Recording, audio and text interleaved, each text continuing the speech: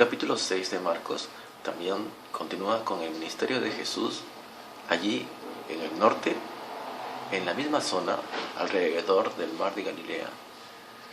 Y la primera escena que vemos es que después de haber recorrido lo anterior, que fue en Gadara, donde sanó al endemoniado y sanó a la hija de Jairo, en otra ciudad también, por Capernaum, y aquellas ciudades que estaban alrededor del lago, regresó ahora a su propia tierra, a Nazaret.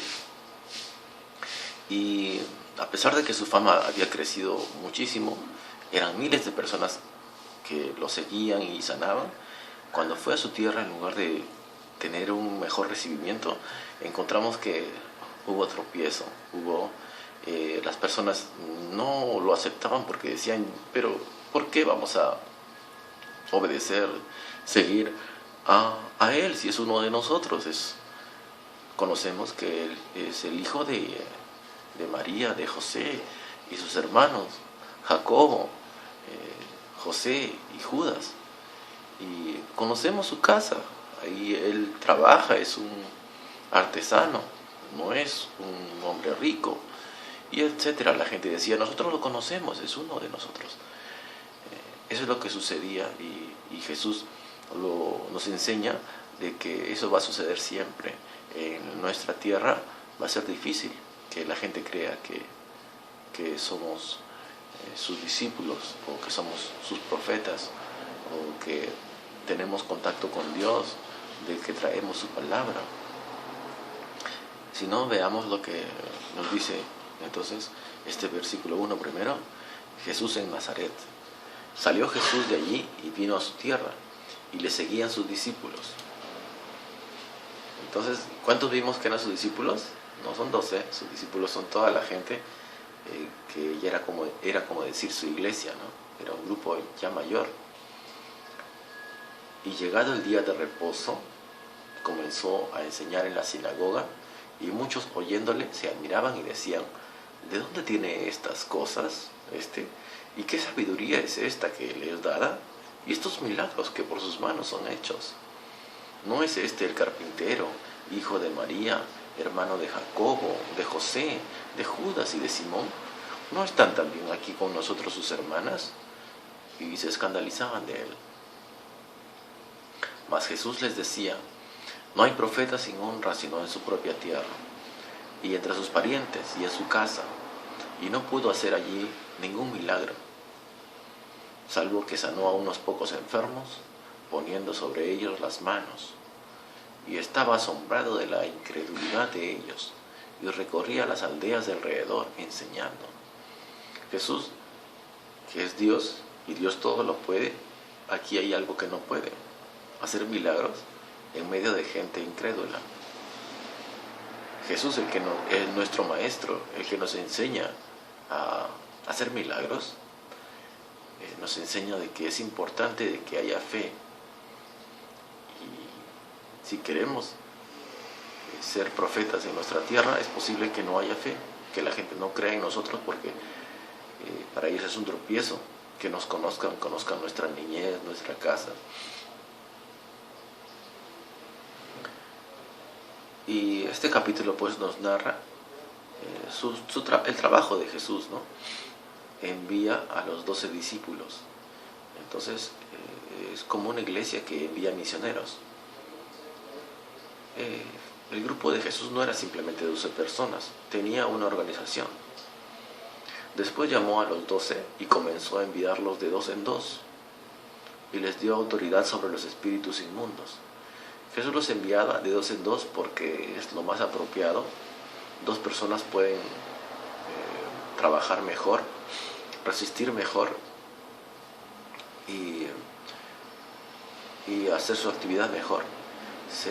Jesús enviaba a las ciudades, 2 a cada ciudad, y les enseñaba a ir en su nombre, predicando el Evangelio, y ciertas cosas les enseñaba, como por ejemplo, cuando entren a una casa, saludarla, decir paz a esta casa, y la paz del Señor iba a estar en esa casa. o si no creían en Él, la paz iba a reposar en alguno de esa casa. Jesús nos enseña también, en el Evangelio nos enseña que debemos ser hospitalarios, porque a través de ella nosotros podemos hospedar ángeles. Jesús enseña en esta parte a no preocuparse en llevar mucho equipamiento, dinero. Y les mandó que no llevasen nada para el camino, sino solamente bordón, es decir, su bastón, ni alforja, ni pan, ni dinero en el cinto, sino que calzasen sandalias y no vistiesen 2 túnicas. Es decir, no les envió que vayan muy equipados, ni siquiera doble vestimenta, porque Dios nos cuida. ¿Se acuerdan en el Éxodo, en el Antiguo Testamento, Dios los hizo caminar por 40 años y su vestimenta no se envejeció? Dios cuida no solamente aún los cabellos de nuestras cabezas, que están todos contados, sino también hasta nuestra vestimenta. Y les dijo: donde quiera que entréis en una casa, posad en ella hasta que salgáis de aquel lugar. Es decir, cuando iban a una casa, a una ciudad, no iban a estar en una casa, después en otra casa, después en otra. Jesús les enseña a posar en una sola casa. Tal vez para que los ángeles que van acompañando también apoyen y bendigan a esa casa. Posiblemente como una estrategia de trabajo, porque así de esa manera quienes los buscaban podían encontrarlos. O para bendición para esa familia. Lo cierto es que Jesús da esa instrucción: cuando vayan a una ciudad, no estén de casa en casa, sino vayan a esa casa, posar, saludar. Y si en algún lugar no os recibieren ni os oyeren, es decir, si en alguna ciudad los rechazan, salid de allí y sacudid el polvo que está debajo de vuestros pies para testimonio a ellos. De cierto os digo que en el día del juicio será más tolerable el castigo para los de Sodoma y Gomorra que para aquella ciudad. La actitud, el acto de sacudirse el polvo de nuestros zapatos es enseñada por Jesús. Si en algún lugar nos rechazan, va a haber castigo para esa ciudad.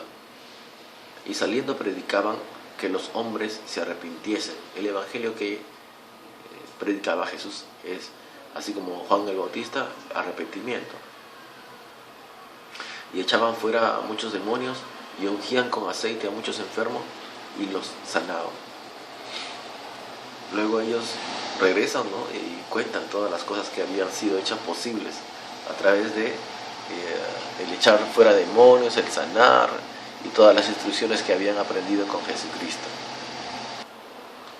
La muerte de Juan el Bautista marca un hito importante en el desarrollo del Evangelio y de la iglesia naciente. En el versículo 14 se narra este acontecimiento de una manera más que todo histórica, porque no es una parábola, no es una enseñanza propiamente dicha. Hay otros evangelios que narran con más detalle esto y cómo le llega a afectar a Jesús mismo. En Mateo, Jesús hace un discurso acerca de esto, ¿no? Él dice que de los nacidos de mujer no ha habido otro profeta mayor que Juan el Bautista. Jesús, luego de recibir la noticia de que Juan el Bautista había sido muerto, se retira solo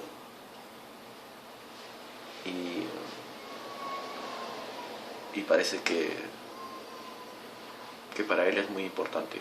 Además, marca el inicio de una nueva época. Tras la muerte de Juan el Bautista, empezaba una nueva etapa de su ministerio y su muerte se acercaba. Su ministerio ya no solamente iba a ser limitado a la zona norte, a Galilea. Tenía que llegar el momento en que tenía que ir a Jerusalén. Y en Jerusalén estaba la mayor batalla. Jesucristo actuaba alrededor del mar de Galilea, como David, que giraba su honda para lanzarla, giraba la piedra en su honda. Así Jesús giraba alrededor del mar de Galilea para ir después a su objetivo final, que era el gran ministerio en Jerusalén, del cual no regresaría. Oyó el rey Herodes la fama de Jesús, porque su nombre se había hecho notoria. El nombre de Jesús se había hecho notorio, entonces llegó aún hasta Herodes y dijo: Juan el Bautista ha resucitado de los muertos y por eso actúan en él estos poderes. Otros decían que Jesús era Elías y otros decían: es un profeta o alguno de los profetas. Al oír esto, Herodes dijo: este es Juan, el que yo decapité, que ha resucitado de los muertos. Y ahora empieza la narración. Voy a leerlo un poco rápido. Porque el mismo Herodes había enviado y prendido a Juan y le habían encadenado en la cárcel por causa de Herodías, mujer de Felipe, su hermano, pues la había tomado por mujer. Porque Juan decía a Herodes: no te es lícito tener la mujer de tu hermano. Pero Herodías le acechaba y deseaba matarle y no podía, porque Herodes temía a Juan, sabiendo que era varón justo y santo, y le guardaba a salvo, y oyéndole se quedaba muy perplejo, pero le escuchaba de buena gana. Pero venido un día oportuno, en que Herodes en la fiesta de su cumpleaños daba una cena a sus príncipes y tribunos, y a los principales de Galilea, entrando la hija de Herodías, danzó y agradó a Herodes, y a los que estaban con él a la mesa. Y el rey dijo a la muchacha: pídeme lo que quieras, y yo te lo daré. Y le juró: todo lo que me pidas te daré, hasta la mitad de mi reino. Saliendo ella, dijo a su madre: ¿qué pediré? Y ella le dijo: la cabeza de Juan el Bautista. Entonces ella entró prontamente al rey y pidió diciendo: quiero que ahora mismo me des en un plato la cabeza de Juan el Bautista. Y el rey se entristeció mucho, pero a causa del juramento y de los que estaban con él a la mesa, no quiso desecharla. Enseguida el rey, enviando a uno de la guardia, mandó que fuese traída la cabeza de Juan. El guarda fue, le decapitó en la cárcel y trajo su cabeza en un plato y la dio a la muchacha, y la muchacha la dio a su madre. Cuando oyeron esto, sus discípulos vinieron y tomaron su cuerpo y lo pusieron en un sepulcro. Eran los discípulos de Juan el Bautista. Mientras tanto, el ministerio de Jesús seguía creciendo, aunque hay comentaristas que dicen que estas narraciones no están ordenadas cronológicamente, pero lo que sí vemos es el carácter creciente de las personas que le seguían y de su fama. Llegaba el momento en que ya era imposible guardar esta actividad. Ya se convertía en una persona peligrosa para el reino de los reinos de este mundo. Ya se convertía en un enemigo no solamente religioso, sino político también. Jesús hacía reuniones no solamente en las sinagogas. Había tanta gente que era necesario que lo haga en zonas abiertas, como vimos antes en una barca. La barca fue un elemento importante para poder enseñar desde el mar. Posiblemente habían acantilados o zonas elevadas donde la gente podía escucharlo, ¿no? Se convertía en un auditorio, el mar y la gente a la orilla. Y aquí vemos también que también utilizaba el desierto, tal vez les hablaba en los montes, y seguramente Dios le ayudaba dándole una acústica, ¿no?, adecuada. Y Jesús también, Él es el creador y Él conocía la física. Entonces, a veces la gente lo seguía y no tenía cómo comer, ¿no? Esto es la alimentación de los 5,000, en el cual sucede dos veces la multiplicación de los panes. Vamos a leer esta. Entonces los apóstoles se juntaron con Jesús y le contaron todo lo que habían hecho y lo que habían enseñado. Claro, habían llegado después de la misión, ¿no? Ya les había comentado que ellos mismos se habían admirado del poder que había salido de sus manos, y Él les dijo: venid vosotros aparte a un lugar desierto y descansad un poco, porque eran muchos los que iban y venían, de manera que ni aún tenían tiempo para comer, y se fueron solos en una barca a un lugar desierto. Pero muchos los vieron ir y le reconocieron, y muchos fueron allá a pie desde las ciudades y llegaron antes que ellos, y se juntaron a Él. Y salió Jesús y vio una gran multitud. Miren, Jesucristo había escuchado que Juan había muerto. Les dijo: ustedes vamos a un lugar aparte. Cruzaron el mar, la gente lo seguía, era imposible tapar ya esta cantidad de fama. Pero Jesús como hombre tal vez sentía que la intención de prolongar aún más este trabajo, pero ya pasaba a otros niveles.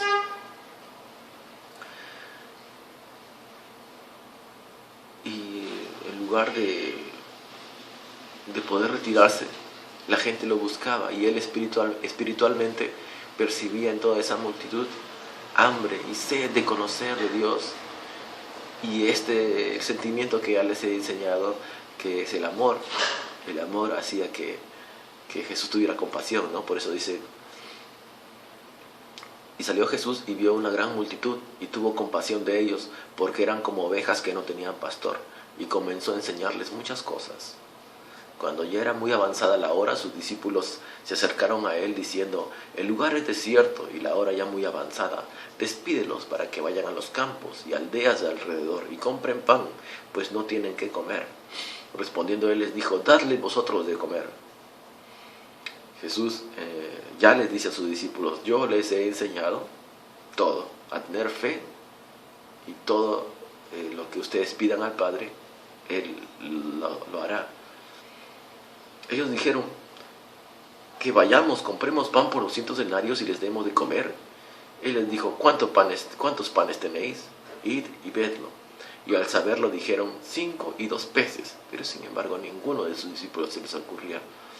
No habían aprendido.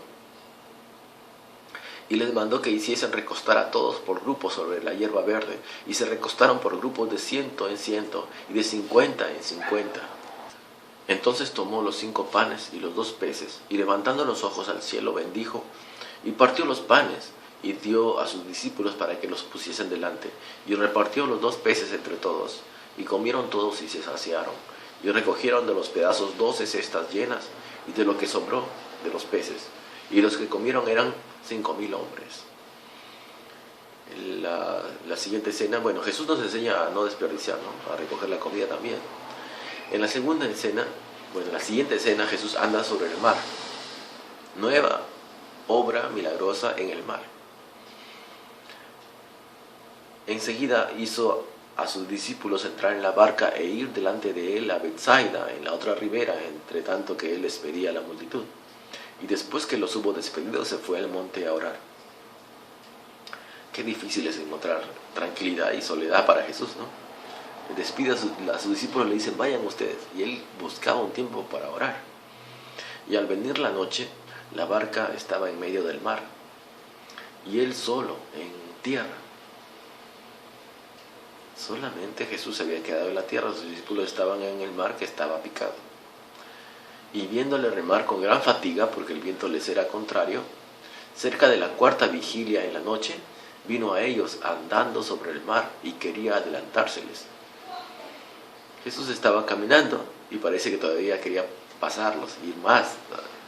Y viéndole ellos andar sobre el mar, pensaron que era un fantasma y gritaron, porque todos le veían y se turbaron. Pero enseguida habló con ellos y les dijo: tened ánimo, yo soy, no temáis. Y subió a ellos en la barca, y se calmó el viento, y ellos se asombraron de gran manera y se maravillaban, porque aún no habían entendido lo de los panes, por cuanto estaban endurecidos sus corazones. Finalmente